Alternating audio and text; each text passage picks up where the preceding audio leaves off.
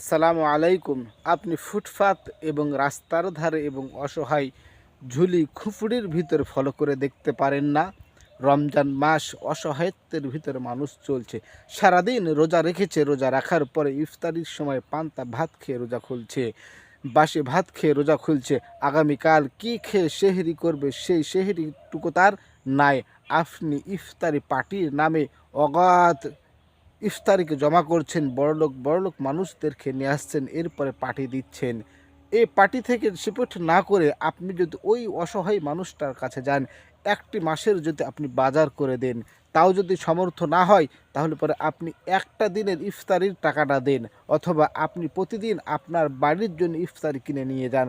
আপনার চোখে কি একবারও পড়ে না ওই ছোট্ট টং দোকানটার পাশে ইফতারি যেখানে বিক্রি হচ্ছে, সেই জায়গাতে একজন অসহায় মহিলা মা দাঁড়িয়ে রয়েছে ইফতারের দিকে দু চোখ বেয়ে বেয়ে। আর একজন বৃদ্ধ বাবা দাঁড়িয়ে আছে, সেই জায়গাতে ইফতারি কেনার মতন টাকা নাই। বাড়িতে তার সন্তানের মুখে কী দিবে সেই টাকাটিও নাই।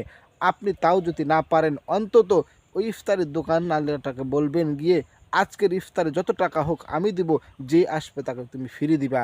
তা যদি না পারেন, একজন করে হলে পরে রমজান মাস একজন মানুষকে একদিন করে ইফতারি করাবেন।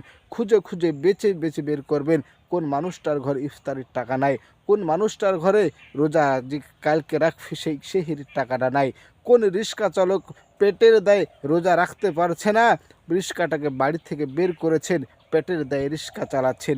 কোন অসহায় মা সামনে ঈদ আসছে, সন্তানের গায়ে একটা নতুন কাপড় তুলে দিবে, সে সমর্থনটা নাই। কোন অসহায় ভাই তার সন্তানের মুখে হাসি ফোটাবে, সেরকম পরিবেশটা নাই। এর আগেও বহুতবার হয়েছে, ঈদের দিন সন্তানের মুখে গোস্ত তুলে দিবে, সেই গোস্ত তুলে দেওয়ার মতন সমর্থন ছিল না, সেই কারণে একটি বাবা আত্মহত্যা করেছিল দুঃখে কষ্টে। আর আপনি অগাধ টাকা পয়সা পকেটে নিয়ে ঘুরে বেড়ান। আল্লাজি জামা আমালা ওয়া আদাদা, এত ধন দৌলত জমা করে গুনে গুনে লাভটা কি? এই কবর যখন যাবেন, সেই কবরের তো কোনো কাফনের তো কোনো কাপড় নাই। আপনি ওই অসহায় মানুষটার মুখে যদি একটু হাসি ফোটাতে পারেন রমজান মাসে, তাহলে পরে আমার আল্লাহর আরশ খুশি হয়ে যাবে। এত ধন দৌলত দিয়ে করবেন কি? একজন বৃদ্ধ মায়ের মাথায় যদি আপনি হাত বুলিয়ে দিয়ে একটু যদি মুখ থেকে হাসি ফোটাতে পারেন, ওই রিস্কাওয়ালা ভাই, ওই দিনদার কর্মঠ ভাই, দিন মজুরি খাটে, যে সারাদিন খাটে, সকালবেলাতে বের হয়ে চলে যায়, রাত্রে বাড়িতে ফিরে সারাদিন যে খাটনিটা করে, সেই টাকাটা আবার সারাদিনে তার ফুরিয়ে যায়।